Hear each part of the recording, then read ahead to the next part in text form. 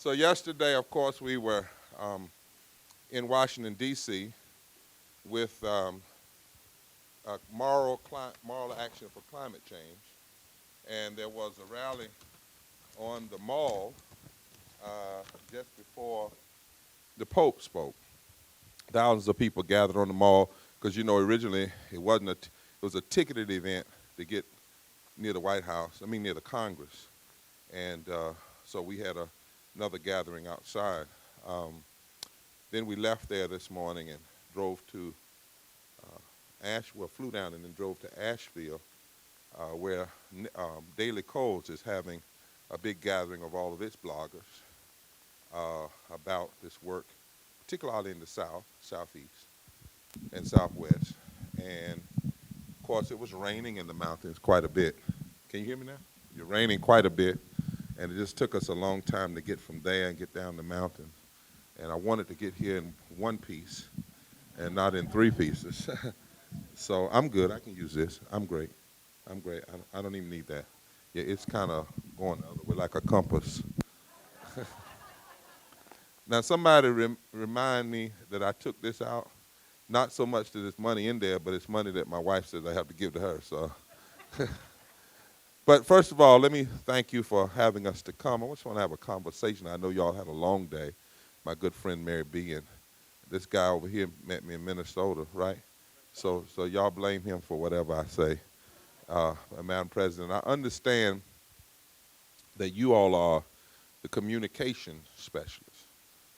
And I want to start there being a preacher and really define for you who you are. And I said this to the folk at Daily Kos, because you're not just IT people, communications. There's a scripture in the 36th chapter of Jeremiah that talks about how the prophet Jeremiah, who railed against economic exploitation, who railed against people who, as he said, build your summer houses on the backs of the workers. That's actually in the prophetic book of Jeremiah. And there's a scripture where it says, the Lord said, go down to the leader's house, the king's house, and tell him to stop hurting the innocent, stop hurting the workers, and stop killing innocent people. But in the 36th chapter, it lets you know that when Jeremiah got these messages, he called a guy by the name of Baruch. Baruch, which means the blessed one. There's also Barak, there's also another, but it's Baruch. And Baruch was his scribe, his blogger. Really, that's what he was his blogger. And so if it was not for Baruch, there would not have been, the voice of the prophet would not have been extended. And what that teaches us, as far back as the Old Testament of the Bible, that movements must have movement writers, must have Baruchs. So I don't know if anybody's called you all Baruch, but that's who you really are. And it's not new. William Lloyd Garrison had the Liberator from the abolition movement. Elizabeth Staton and Susan B. Anthony had the Revolution. Frederick Douglass had the North Star.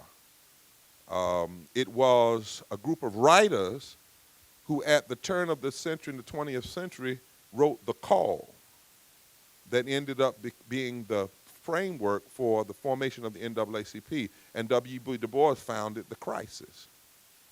So progressive movements have to always have people who are engaged in spreading the message and keeping the message out there and actually lifting up the truth of the message, because so often it doesn't get out through the mainstream. A few years ago, right here, over here, we had 100,000 people in the street.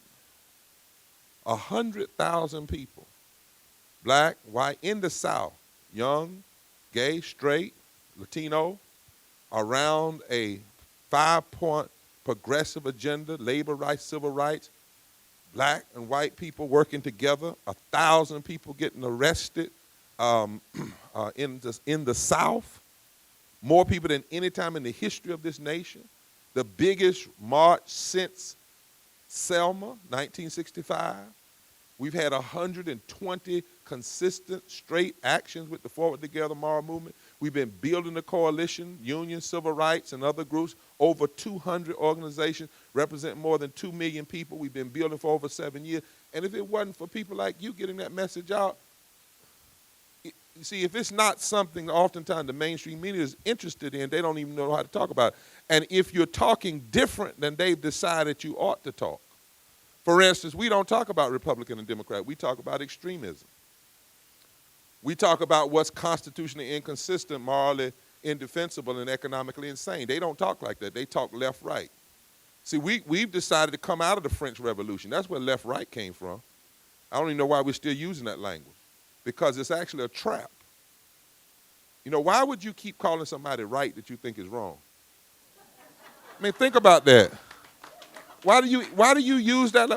And some of us are still trapped in this room. You need to get free tonight. There's going to be a little revival. Get free. You know? Why do you keep calling people the right? When you say that in a debate, it's like fighting with one hand behind your back. You don't linguistically empower your adversary in a debate. Because language is either the tool of liberation or the tool of domination, right? So why call somebody right? Call them extreme. Why call them a conservative? If the essence of our Constitution is to establish justice, provide for the common defense, promote the general welfare, and ensure domestic tranquility, conserve means to hold on to the essence of. So if you're passing policies that are not establishing justice for workers, why do you call them conservative? Why are we using the language? Somebody, the Baruchs, have to challenge, and that's what moral language does, is it frees you to challenge the language. That's why we have a moral movement, because it gives you a whole new set of metaphors and language to use, because language is critical to being set free. And sometimes we who are in the so-called progressive community get trapped by our following the norm, when in fact progressive moral movement should be breaking free of the norm. Breaking free of the norm. And if we remember that history and how that has happened down through the years, it can really help us. So you are vitally important. Now, I think that there are a few areas that persons like yourself have to assist with in terms of if we're going to build in the nation and build throughout the South particularly. We're going to build throughout the South particularly. And I want to say to you that you have to suggest to the union movement, particularly when you talk about coming into the South, that your entry into the South may not first be around the issue of jobs. Because if you're going to be in the South, you have to take the issue of race seriously. And it can't just be black people taking the issue of race seriously. And it can't just be the sensational events that you organize around to take race seriously. Race is much deeper and much more penetrating than that in the American psyche and American history. So let me show you what I mean. First of all, tonight as we sit here, what's the date? Friday what? 25th. So that means we're 25 days into September. Right? So 24 plus 25 is what, mathematician? 49. So we're almost 50 days post the anniversary of the signing of the Voting Rights Act. Right? If this is the 49th day since August the 6th, that puts us about almost 50 days post the 50th anniversary of the signing of the Voting Rights Act. And as you sit here tonight in North Carolina, we have less voting rights in America than we had 50 years ago. I want to show you something. Now, in 1868, North Carolina rewrote its constitution after the Civil War. In fact, there was a time in North Carolina, in the South, called the First Reconstruction, when blacks and whites worked together in something called fusion politics. Right after the Civil War. And it was some of the most progressive times in the South and in the country. Almost all of the legislatures in the South were either controlled by a majority black group or a majority white fusion body of black and white working together. Now what did they focus on public policy-wise? What was their focus when they had this power? Well, in North Carolina in 1868, they wrote the Constitution, and the clause, the preamble to that Constitution, listen what it says. We hold these truths to be self-evident that all persons are created equal. Persons, 1868. Endowed by their Creator with certain inalienable rights, among which are life, liberty, the enjoyment of the fruit of their own labor, and the pursuit of happiness. That's 1868. Constitution, black and white, talking about labor rights long before there was an AFL-CIO. Long before the labor relations that came through the New Deal and the Franklin Roosevelt. Think about that, 1868. Because black and white people understood from a deep moral perspective that labor without being able to enjoy the fruit of your labor is pseudo-slavery. It's pseudo-slavery. And they wrote that in the Constitution. Now, inside of 4 years, the planters, the former slave owners, decided that they had to stop this working together of black and white people. And they decided, the Tea Party, this wrong century, I'm sorry. And they decided that they would call themselves the Redemption Movement.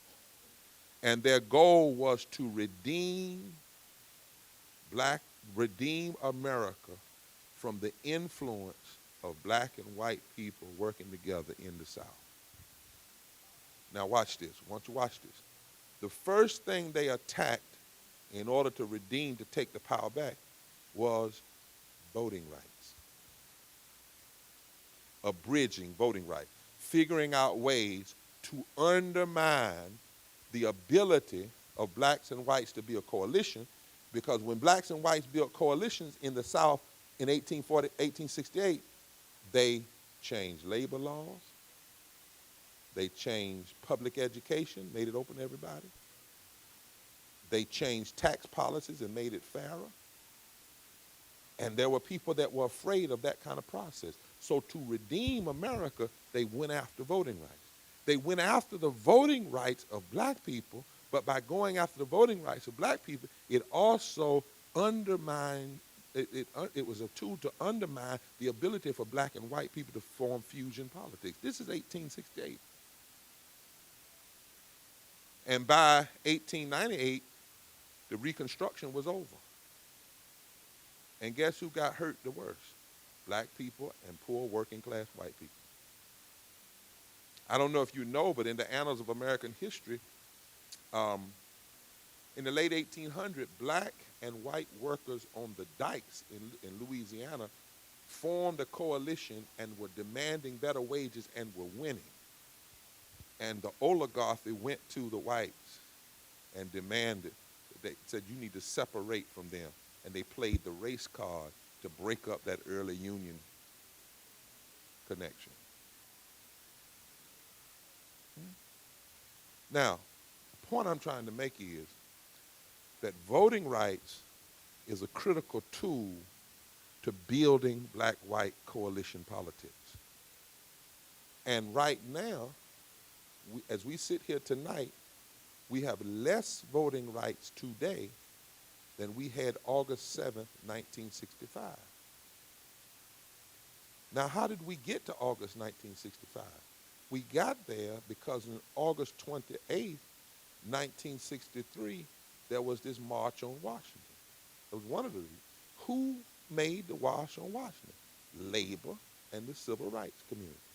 The March on Washington was not about singing Kumbaya. It was about voting rights and jobs. That was the theme of the march. Voting rights and jobs. Understanding the intersectionality between labor rights and voting rights, and understanding that an attack on voting rights that had a particular racial trajectory was also an attack on labor rights.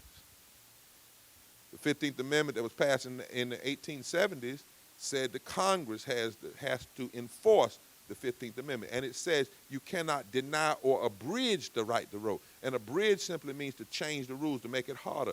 But every time America has sought to abridge the voting rights of African Americans, it has not just been done to attack African Americans, it's been done to keep a room like this from coming together and voting together, particularly in the South.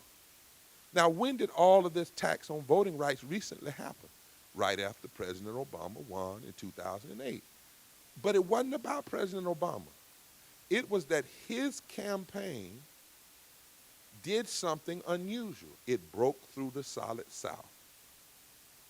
And South Carolina, North Carolina, Virginia, and Florida in the South, coalitions of black, white, Latino, labor, civil rights came together and created an electorate that was diverse. And that electorate scares the whatever out of those who are committed to the old Southern strategy, or what we call the solid South.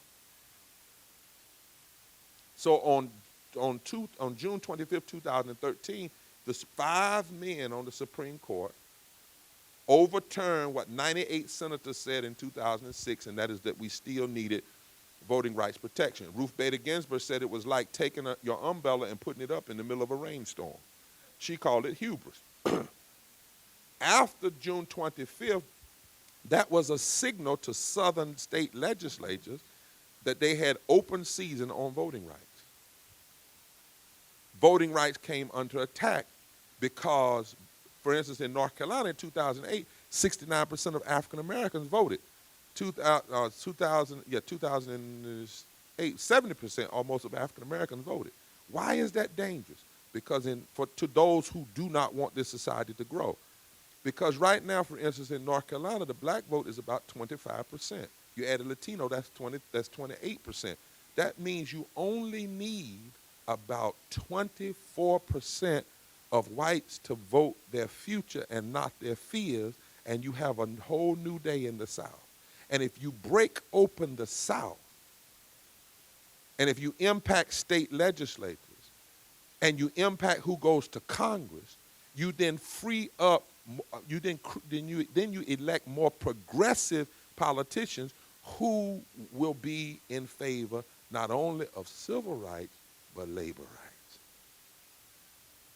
See the connection? Because if you check the record, the same people that vote against labor vote against civil rights. The same people that vote against women's rights vote against labor rights. The same people that vote against health care vote against civil rights. The same people that vote against immigration reform vote against labor rights and civil rights. It's the same group of people. And they have counted for years on a block out of the South. And voting rights and expanding the electorate can break that block. Because right now, if you just register 30% of African Americans in the South and get them to vote, it fundamentally changes the contour of the electorate. 10% of the unregistered African Americans being registered and voting fundamentally changes North Carolina. So the only way you can delay what I call the third Reconstruction is by engaging once again in the deconstruction of voting rights. So what labor needs to understand is that an attack on voting rights cannot be left up to the NAACP. Cannot be left up to black people. Because an attack on voting rights is an attack on living wages, it's an attack on labor rights, it's an attack on health care, it's an attack on women's rights. It's an attack on all of those. Because every time African American rights have been extended, America has moved forward. The Voting Rights Act, did you know white women couldn't even sit on juries until after the Voting Rights Act? So it's important that labor understands that. And the fact that the Congress, the Supreme Court said on June 25th, 2013, Section 4 of the Voting Rights Act was now invalid. What they're basically saying is the Roberts Court thinks like this: a little discrimination is all right. He didn't say discrimination was ended. He said basically, but things have changed, which is a true statement. Things have changed. But there's no provision in our Constitution that says you get to decide how much discrimination is okay. That's not, it says equal protection under the law, period. But the Roberts Court said, well, but this is what they did that's tricky. They said, we're going to throw it to the Congress. Why? Because the Congress is required by the 15th Amendment to enforce voting. Required. Shall enforce. Now, what has the Congress done? By the way, Boehner just left, but don't get too happy. Let's just look at the damage that's already been done. So what has the Congress done since 2013? They have engaged in a 2-year filibuster. Think about that. Why? Because if you don't fix Section 4, then Section 5 can't be engaged, which is called pre-clearance, which means in most of the southern states, the state legislatures had to get pre-cleared from the Justice Department before they could change the laws. So without Section 4, there's no Section 5. Then that means it's open season on voting rights, which means legislatures like the one in North Carolina has sought to roll back all of the progressive voting laws that have been passed since 1965. This is why we say North Carolina is our Selma. And they specifically went after every tool that has increased the black vote, because when the black vote is increased, and that's connected to the Latino vote and connected to the progressive working white vote, it fundamentally changes the South.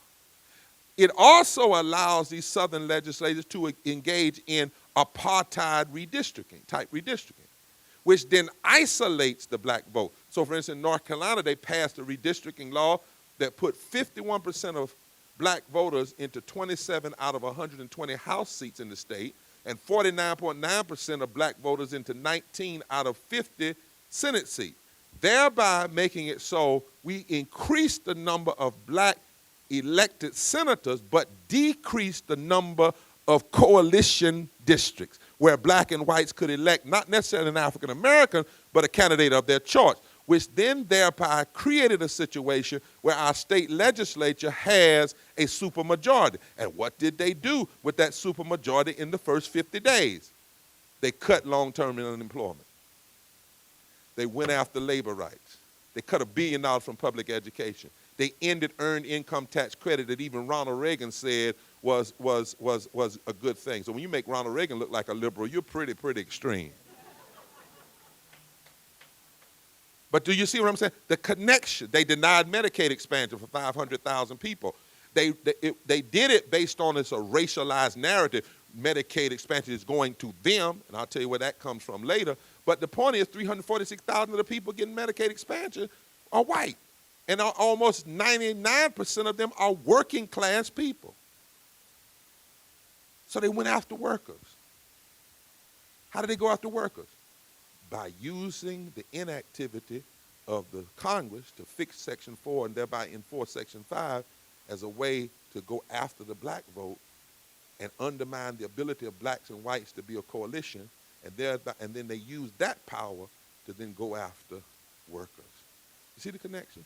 The point I'm trying to make is that right now in Congress, we've had a 2-year filibuster. Strom Thurmond was only able to filibuster for 24 hours and 30 minutes. And he urinated in a mason jar on the floor of the Senate. We have been in a 2-year filibuster over the Voting Rights Act. Now, here's the question for labor. Why hasn't labor been raising hell? If we put $50 million in a campaign to recall Scott Walker, why isn't labor angry about this attack on voting rights? And why isn't labor and the civil rights community hooked together and demanding that the Voting Rights Amendment Act that's on the floor, that's been filed, be passed this year, and or at the very least, that the issue of voting rights be at the center, at the front of the fight for labor rights, and be forced into the presidential debate discussion. Partly because too long we have isolated ourselves on issues. And that's where the extremists beat us. And secondly, we do all of our work in D.C., and Charles Koch said in 1974 he wasn't going to focus on D.C. They were going down to the states and build up. They basically stole the agenda that Dr. King gave us in 1963. Dr. King never told us to go back to D.C. He said go back to Alabama. Listen at the end of the speech. Go back to Alabama, go back to Georgia, go back to Tennessee. Go back. In other words, go back and be a state-based movement. Because the worst attacks on labor isn't happening in D.C., it's happening in states. So if we're going to deal with organizing the South, we've got to organize state by state. We've got to build indigenously led, state government, state-based, deeply moral, deeply constitutional, anti-racist, anti-poverty, pro-labor, transformative fusion movements that can take on the issues of our day. Now, that's the first thing. If we're serious about organizing the South, we got to be serious about uniting around this fight for voting rights and understand that an attack on voting rights and undermining African Americans' access to the ballot is a direct attack on labor. Direct attack on labor. And there should not be a labor convention anyway. I'm doing a session with Brother Trumpka in Indianapolis next month, I believe. There should not be any convention of labor that's not dealing with and connecting the dots between the attacks on voting rights and the attack on the black, brown voting population and labor rights. And I would argue that that's a conversation that needs, if you want to organize the South, you don't talk to black people first. You got to talk to white working class folk and help them understand what did Dr. King call it? He said the inextricable, and we are inextricably bound, the inextricable bind between civil rights and labor rights. Because it's been the separation of the two that's allowed a race-based oligarchy to continue to win. Dr. King said it in 1961 to the AFL-CIO. He said if labor unions and the civil rights community ever hook up and understand their power, we fundamentally will transform this country for ages to come. Now, the second thing we've got to take on, I think we got to understand is if you're going to organize the South, is the power of the white Southern strategy that still exists, that was developed by Kevin Phillips for Richard Nixon in 1968 when he went to Richard Nixon and said, look, if you can win, but two things you got to do to win. You got to learn how to talk race without sounding like a racist. And you got to figure out how to lock down the South. So he told Richard Nixon, this is how we're going to do it. You can't do the George Wallace. You can't do the George Wallace, because when he used the N-word, you can't do that. He said, this is not 1954, this is 1964, 68. You can't use that anymore. Now, of course, you can do the George Wallace today if you find somebody else and make them the metaphor for the end. I'm not going to say the word. And that's what Trump is doing. He's doing the George Wallace. Yeah. But he's made Mexicans and Latinos and Muslims the new N-word. And he's used that and uses that to create fear in the psyche. Because fear is a powerful draw, powerful magnetic force, right? And you got to be careful of this thing, because labor right now should be reading With Trump leading, everybody in labor should be reading George Wallace's 1968 Madison Square Garden speech. You haven't read it, you don't get what's going on. Where George Wallace laid down a workers' populist campaign and sprinkled it with enough racism and fear. Where George Wallace actually bragged in Madison Square Garden about the number of labor union reps that were in the audience.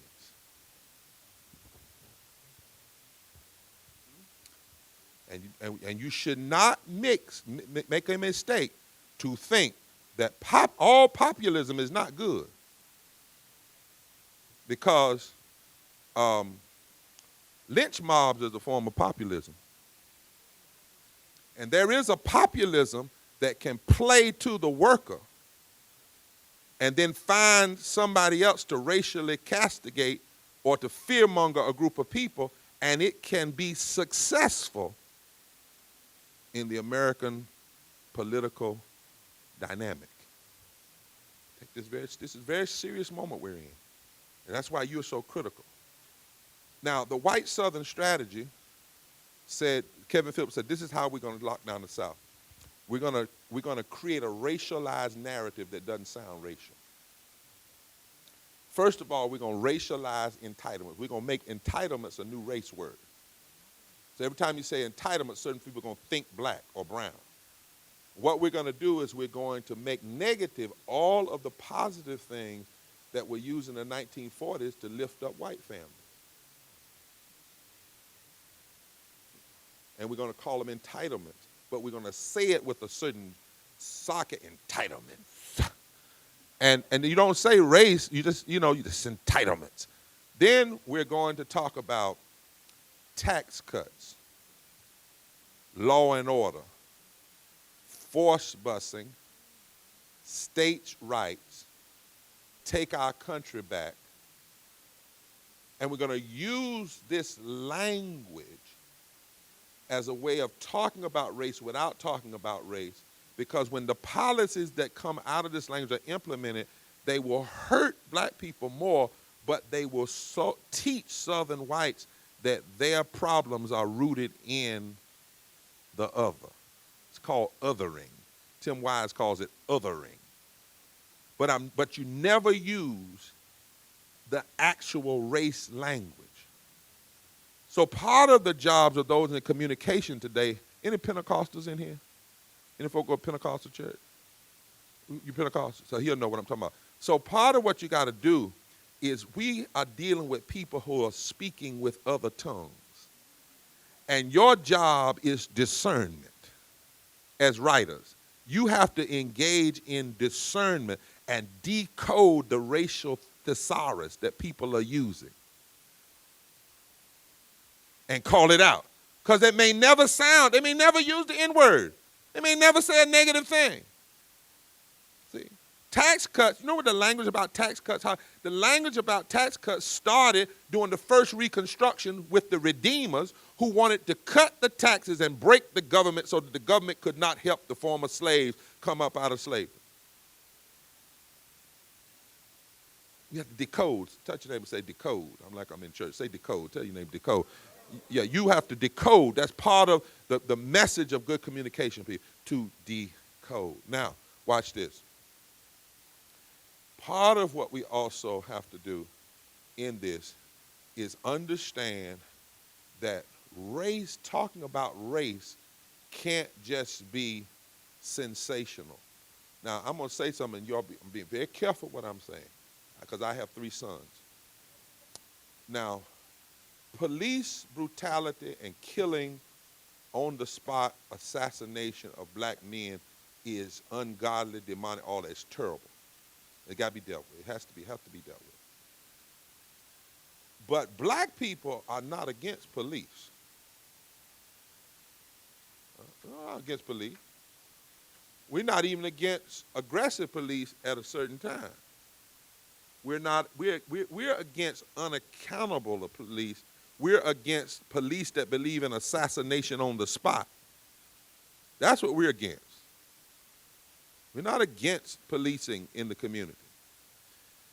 But there's also something we have to be careful of, and my son talks about, he works with Black Lives Matter and others, is that, first of all, we have to understand that when we say Black Lives Matter, what we're really saying is that if black lives don't matter, if anybody is not provided equal protection under the law, then all of us are at risk.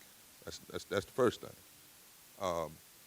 Number two, that yes, we have to deal with these issues like Jonathan Farrell, who was shot 8 times.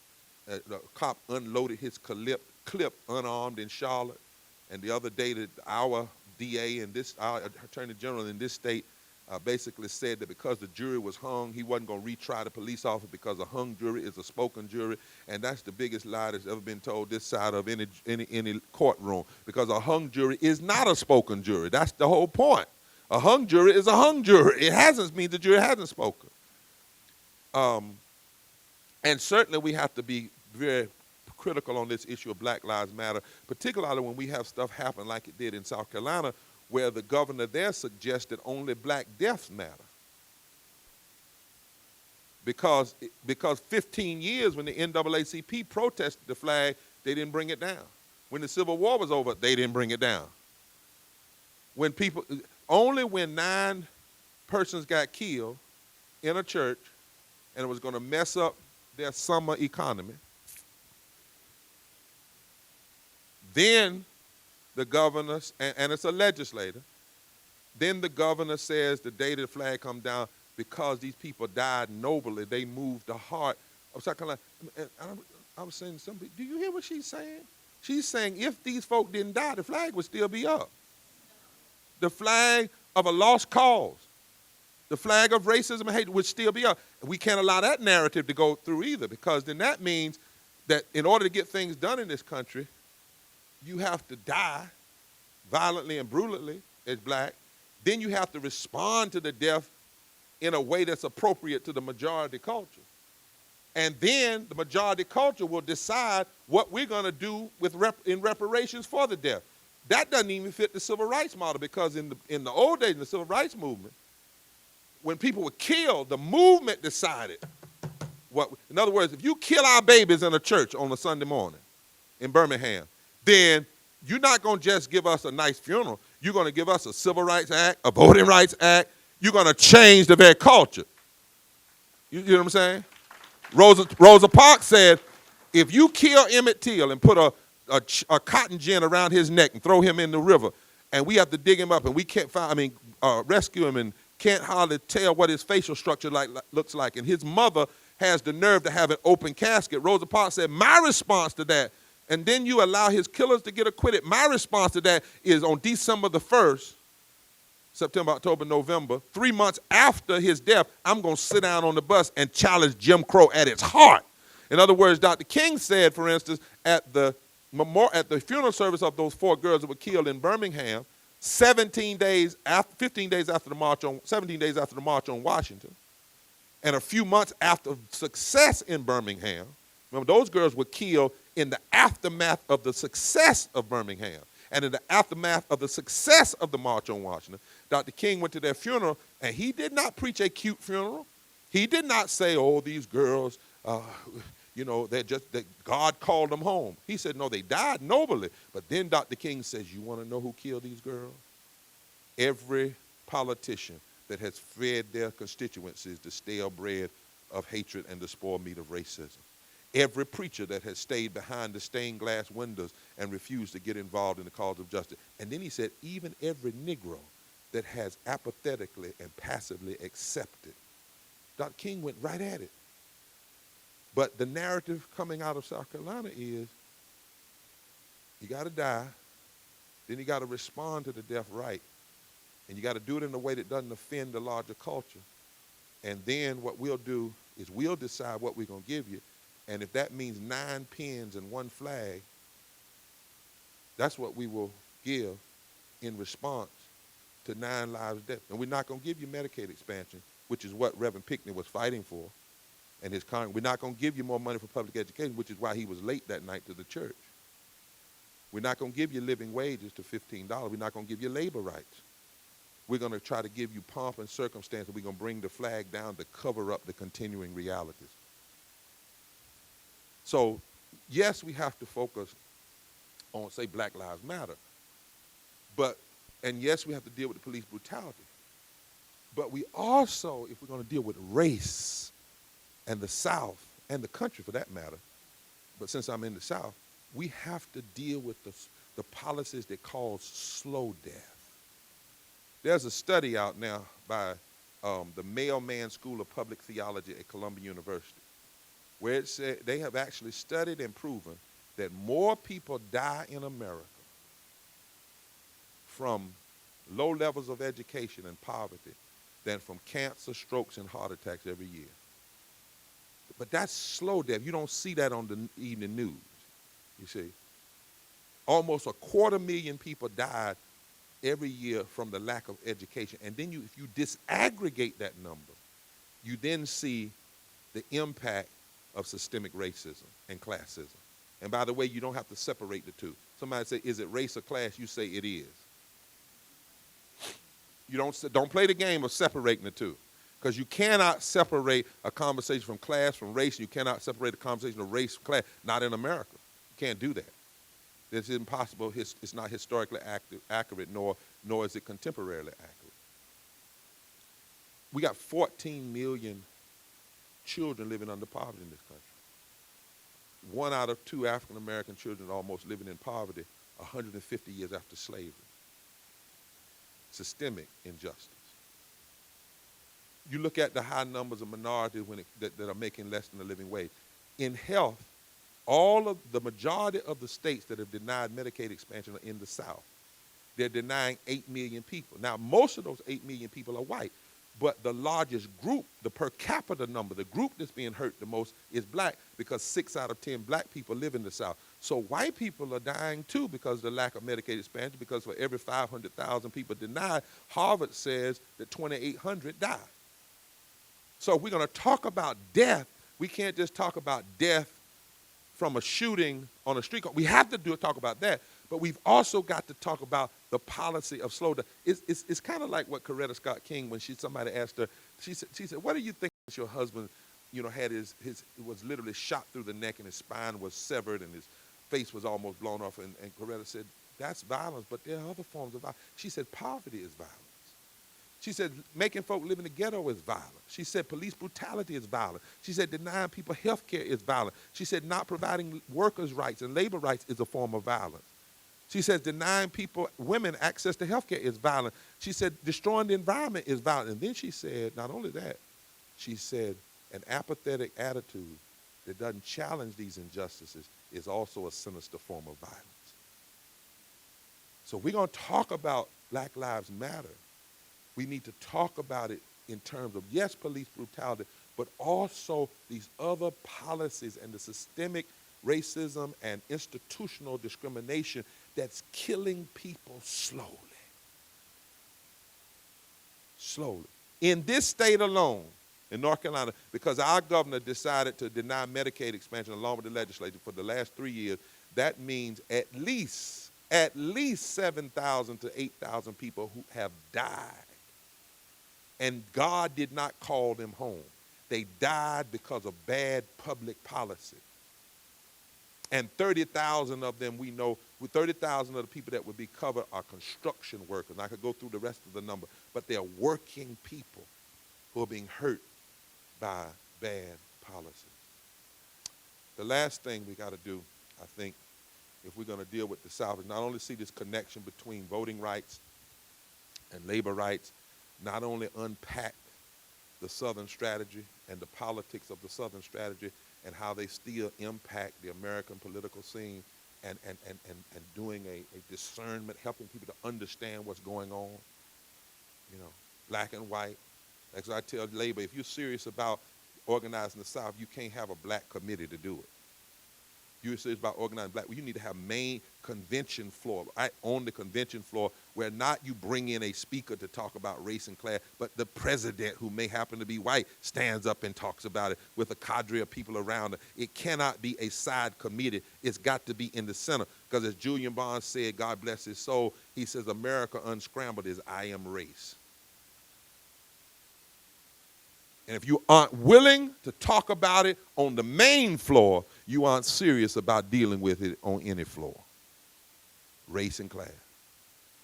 Now, the last thing is, if we're going to serious about organizing this country, we have to deal with this. We have to deal with the necessity of having a moral framework. And we have to understand the history of disabling and, in fact, hijacking the moral argument. There's a book out entitled One Nation Under God. You ought to read it. You ought to read it, One Nation Under God. It's an examination of the corporate takeover of the Christian pulpit. Now, not all the Christian pulpit, because the other mistake progressive make, some of you all have become so mad at folk like Jerry Falwell and other people that you threw away Jesus. Jesus is all right. You know, you threw away faith because you were so mad at the misappropriation of faith. But when you throw away faith in a country that has documents that talks about Creator, you are entering again a debate with like one hand tied behind your back. Now, but if we understand the history, we can deal with this. This book talks about how, and I read some passages from it, in the New Deal, during the New Deal, it had passed a large number of measures that were regulating business. Franklin Delano Roosevelt picked up some from the other Roosevelt that before him in 1912, remember, that delivered his speech at the Bull Party, and he laid out 4 or 5 moral principles, and one of them was labor rights, minimum wage, protecting the environment, public education, and getting the money out of politics. That was the first Roosevelt. Then Franklin Delano Roosevelt picked some of that up in the middle of the Depression.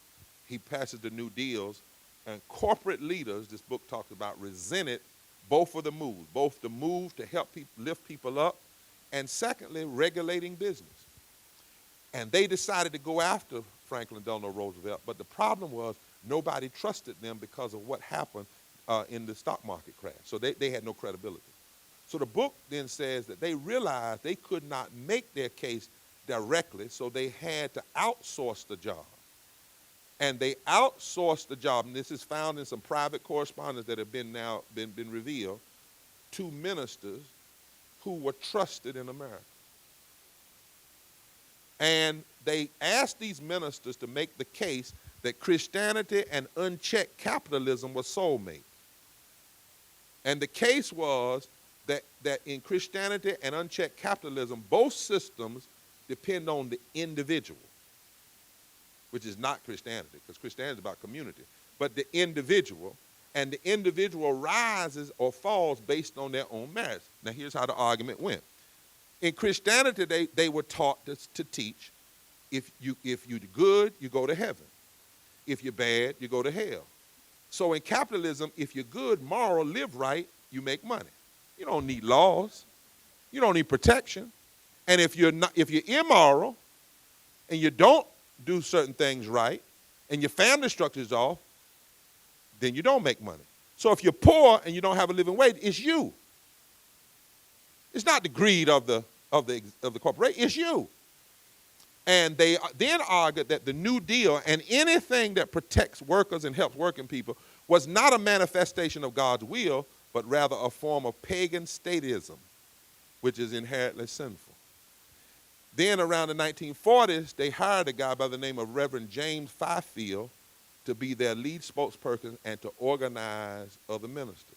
Now, he pastored the First Congregational Church in Los Angeles. It was an elite church where he had mainly millionaires, and he decided to tell them that reading the Bible should be like eating fish. You take out all the bones. But by the bones, he meant all of the texts that deal with justice, which means he meant take out the heart. The heart.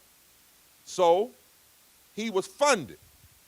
His main sponsors were Sun Oil President J. Howard Pugh, Alfred Sloan of General Motors, the head of the U.S. Chamber of Commerce, and the National Association of Manufacturers. They funded his organization. His organization was designed to organize preachers that would preach from this pulpit to undercut the moral authority of labor rights and the moral authority of the New Deal. Because you do know there would have been no labor rights without the social gospel movement. It wasn't for the social gospel movement when preachers like Walter Rauschenbusch challenged the injustices in labor, asked the question, what would Jesus do if he was here and saw men working 80 hours a week with no vacation and no time off? What would he do if he saw people, children working around with working with their fingers cut off because they were forced to work without any child labor law? And when they asked, what would Jesus do? It was the social gospel movement that provided the theological and moral framework for the labor movement. Check it out. It's always taken a moral movement to push this nation forward. It was a moral movement that pushed the abolition movement of slavery. It was a moral movement that pushed women's right to vote and suffrage. Mother Jones was deeply faithful. That's why she could say, look, this organization was not designed to pray. This is a working organization, an educational organization, talking about the organization fighting for women's rights, fighting for labor rights. She said, in my faith, you pray for the dead, but you fight like hell for the living. That's Mother Jones, who was a very, very religious woman. And it was powerful. So there had to be a way to undercut that. So what happened was these corporations made these ministers the front people, hired this guy named Fifield. In less than 10 years, he had 17,000 ministers that were preaching, belonging to his organization, that preached basically against labor rights, against the New Deal, and basically saying if people just worked hard and did right, just like in Christianity, they go to heaven, they could rise in capitalism. Now, C. Eric Lincoln says this ain't Christianity, this is Americanity. It's a form of Americanity, not Christianity. And it's theological heresy. But by 10 years, he had 17,000. And they would go, and this is all in his book, they would actually meet and practice sermons and have sermon competitions. And whichever sermon won, then all of them would preach it around the country. Because the goal was to undermine the moral authority of the call for economic justice, and to claim that the New Deal and labor rights were essentially evil and a manifestation of socialism. And it would rot the country from within, and it would destroy the American way of life. Isn't that what they say about labor? That's where it comes from. So if the corporate leadership bought and hired false prophets, then I believe if we're going to organize the South and the country, you can't dismiss the power of a moral argument, which is why now today we need a moral revival.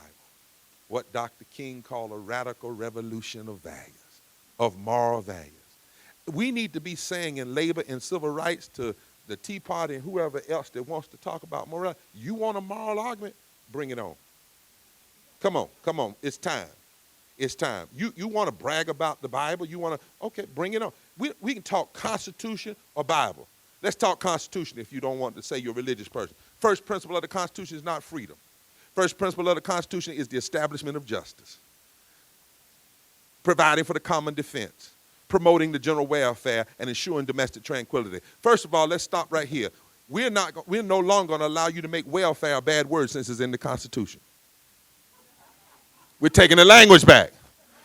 And what we're going to say, that capitalism is great, but the only capitalism that's allowed constitutionally in America is the kind of capitalism that establishes justice. And when you have 400 families making what Warren Buffett said, $97,000 an hour, and you have us in the wealthiest country in the world with the highest income disparity in the world, that is not justice. Therefore, it is constitutionally inconsistent, it's morally indefensible, and it's economically insane.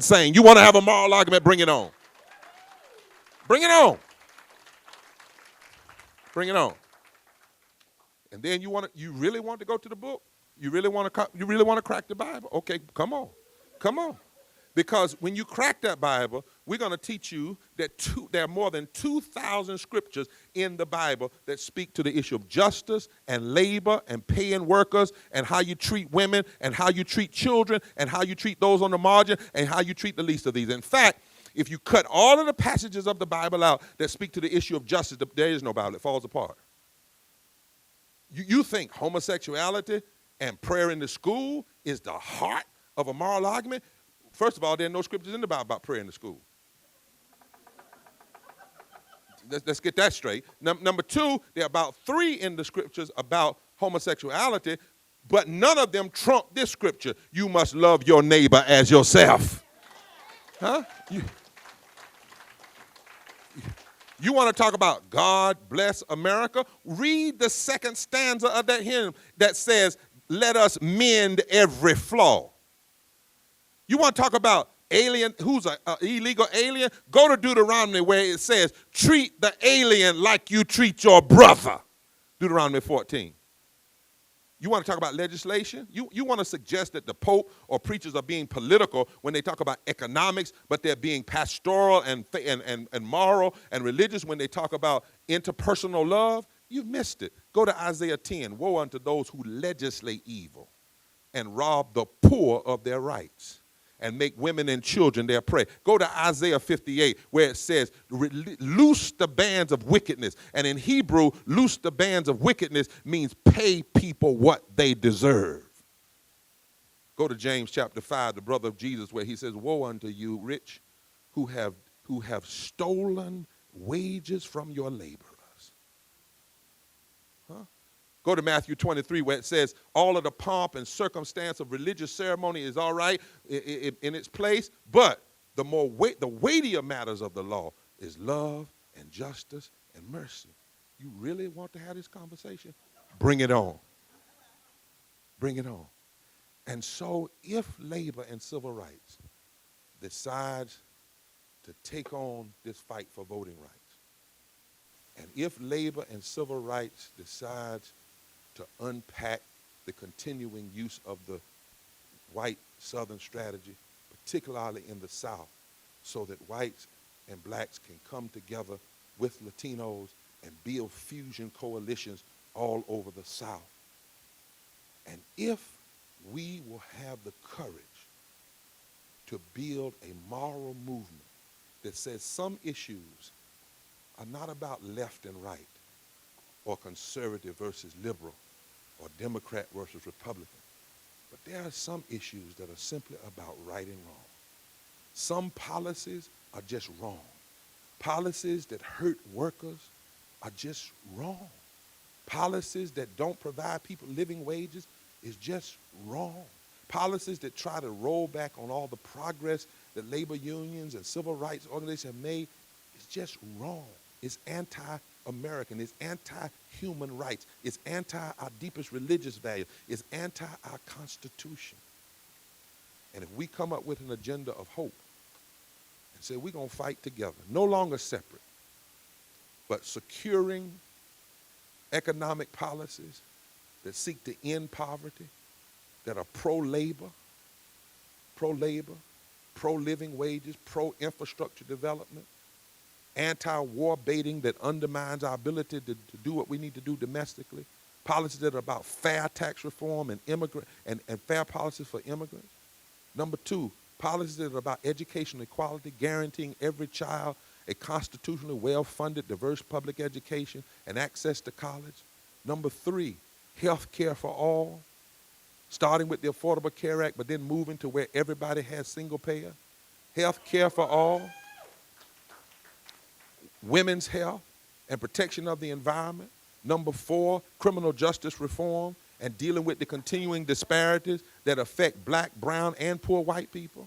And then number 5, protecting and expanding voting rights, LGBTQ rights, labor rights, women's rights, and immigrant rights, and demanding that equal protection under the law, not the Second Amendment that protects the right for a gun, is the most important law, Constitution. If we decide that's our agenda, and then we decide that labor's not going to fight over here, and civil rights is going to fight over here, and then education is going to fight over here, and then women are going to fight over here. But if we say, if they are cynical enough to be together, we're going to be smart enough to come together, we can win. We can win the heart of this country. Because let me tell you lastly, if somebody stands up and says to the American public, The way to a better America is elect me, and I will deny money to public education, fight teachers. Elect me, and I'll take away health care and let people get sick. But we'll get better. Elect me, and I'll undermine labor rights. Elect me, and I'll undermine immigrant rights. Elect me, and I'll take away LGBTQ rights. Elect me, and I'll undermine women's rights. And if you really, really want a great America, elect me, and I'll roll back voting rights. If you really want a great America, elect me, and I'll turn people against each other based on religion. And if you really want a great America, elect me. The one thing we're going to do to make sure this country is great is we're going to make sure that people have more access to a gun than they do to the right to vote. And if that's what they're selling, and we can't stand up and unify and debate that and win, God help us. God help us. But I believe that we can, as Langston Hughes would say, restore our mighty dream. America may have never been America to me, but Langston Hughes said, I swear this oath that America will be.